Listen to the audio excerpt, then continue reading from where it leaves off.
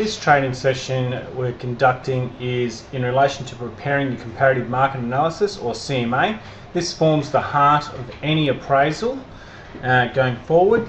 So in order to prepare our CMA, we need to log on to pricefinder. Again, use your password list with the access points and links provided to get to pricefinder. With the pricefinder site open, you simply put in your login details along with password and click login to pricefinder.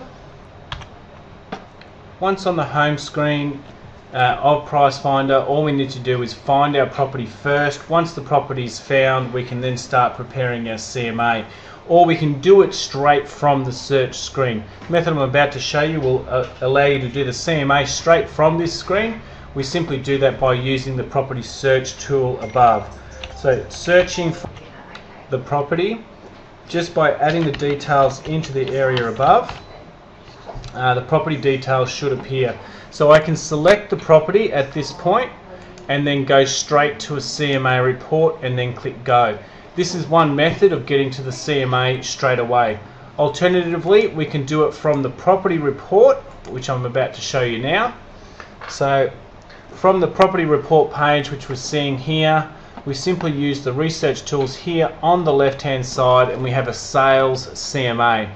So clicking on the sales CMA, again, make sure the property details are set correctly. You do have the opportunity to change those features at this point by ticking and flicking these boxes. The CMA is basically a step-by-step process to prepare a full research on the property just by following these particular tabs across the top. So once we've selected the details in here, for instance in the display the name, we want to have the unit number, so we add that in. We say that it's a double story, in this case, brick and tile, there's a swimming pool, we've got air conditioning and a modern kitchen. From there we go to the next step. So clicking on the next step, we have the cover page. If this is blank in this respect and we want to utilize the cover page just by ticking them, we simply use the default letter and we just type in the details of their particular name. So we say in this case, dear Matthew, regards Mark. So the contents of the email of this particular cover letter can be changed. Again, once completed, we then click go to next step, and we are now in the research charts and maps.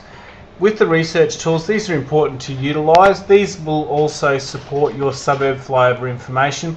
I do recommend that the suburb profile, being the ABS statistics, just be left unticked, as it makes the report quite a bit longer. But the remainder of the details should be as you see. From there, the next step is our rental part of the CMA.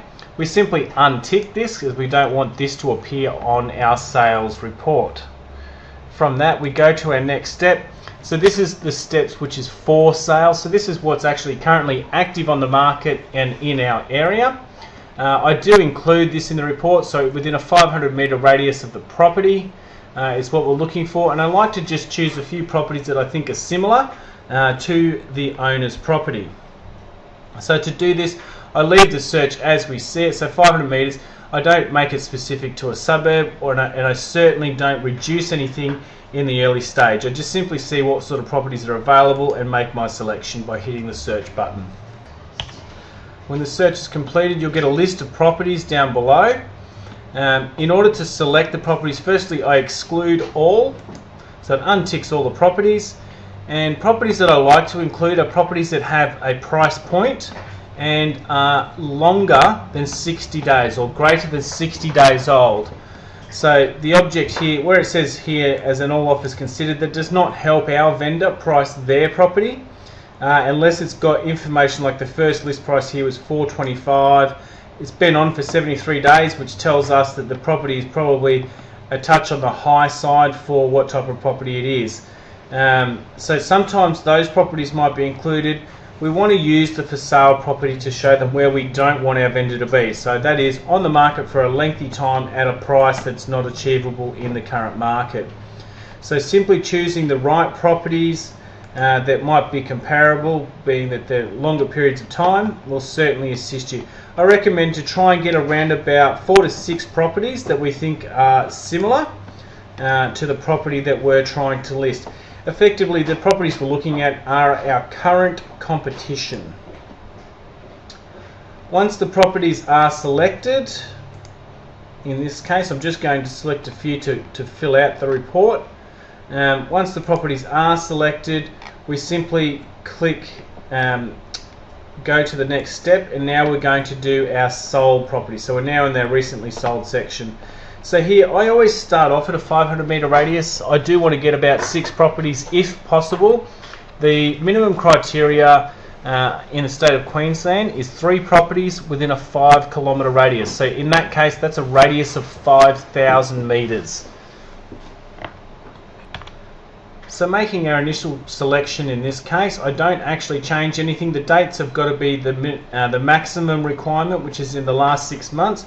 I simply click search. It will provide us with a list of properties that are suitable, and if we've got enough properties to choose from, then we don't need to make any changes. If the list is too short, simply change the radius to perhaps 1,500 metres or 2,500 metres. I simply go up in radius until I can find enough properties that I think are comparable. So in this case, again, just like the for sale properties, I exclude all to begin with, and at this point I now go about selecting the properties that I think are relevant. So if they're marked in red, this is agent's advice.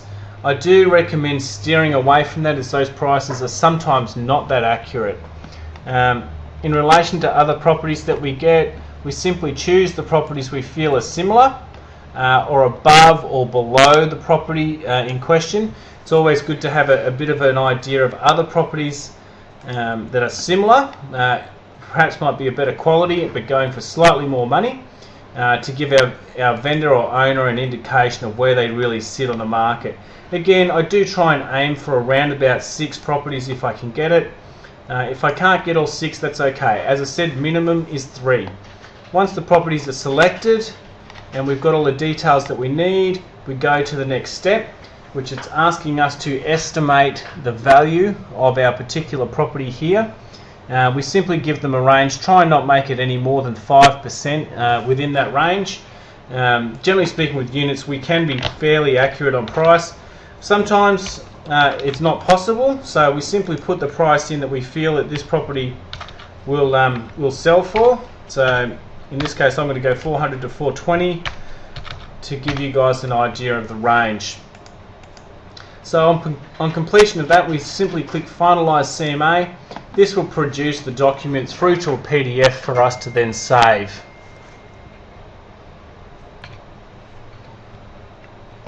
Once the CMA has opened up, verify the information on it by going through each page, making sure you're happy with the results that you're seeing, ensuring all the information in relation to the for sale and the sold properties especially are correct and are the ones you really wanted. If it is, we simply save that particular information to our file.